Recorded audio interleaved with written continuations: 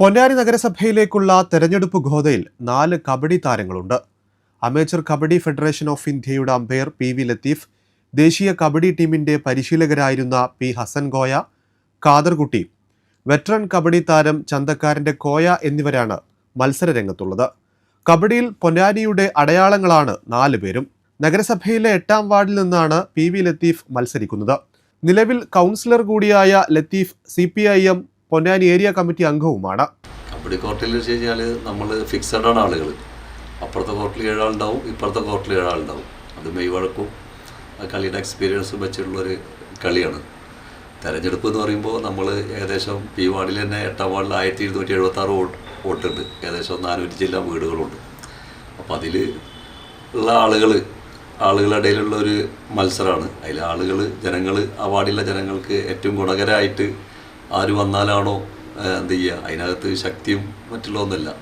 തങ്ങൾക്ക് തങ്ങളുടെ താല്പര്യങ്ങൾ സംരക്ഷിക്കുന്ന ഈ നാടിൻ്റെ വികസനത്തിന് ആരാണോ കൂടെ നിൽക്കുക, അവർക്ക് എപ്പോഴും വിളിച്ചാൽ കിട്ടാവുന്ന എന്തെങ്കിലും ഏറ്റവും തൊട്ടടുത്ത് കയ്യെത്തും ദൂരത്ത് ആരാണോ ഉള്ളത്, അതാണല്ലോ ഒരു ആളുകൾക്ക് എപ്പോഴും ആവശ്യം എന്ന് പറയുന്നത്. അവരുടെ അടിയന്തര ഘട്ടങ്ങൾ അവരുടെ കൂടെ നിൽക്കുക എന്നുള്ളതാണ്.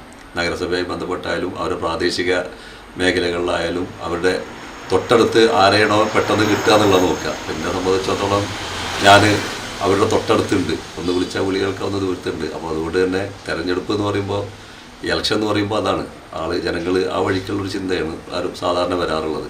36ാം വാർഡിൽ UDF സ്ഥാനാർത്ഥിയായാണ് ഹസൻ കോയ മത്സരിക്കുന്നത്. പൊന്നാനി MI ഹയർ സെക്കൻഡറി സ്കൂളിലെ കായിക അധ്യാപകൻ കൂടിയാണ്. 3ാം തവണയാണ് കോയ മത്സരിക്കുന്നത്. 2015 നഗരസഭാ കൗൺസിലിൽ അംഗമായിരുന്നു.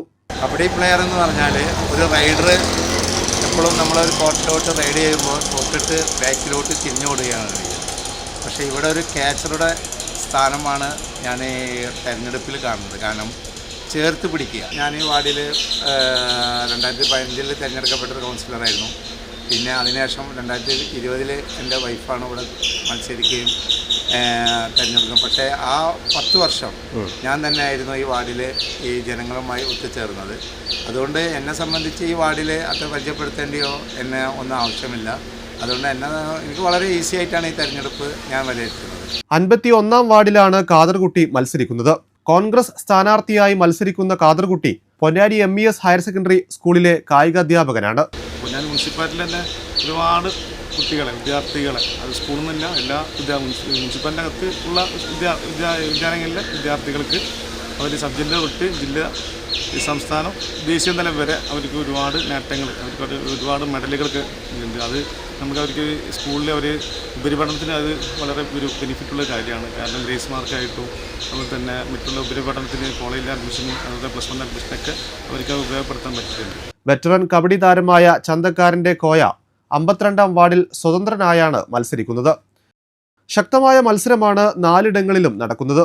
പി ലത്തീഫിന്റെ എതിർ സ്ഥാനാർത്ഥി DCC ജനറൽ സെക്രട്ടറി TK അഷ്റഫാണ്. ഹസൻ കോയയുടെ എതിരാളി P നന്ദകുമാർ MLA-യുടെ PA K സാദിഖാണ്.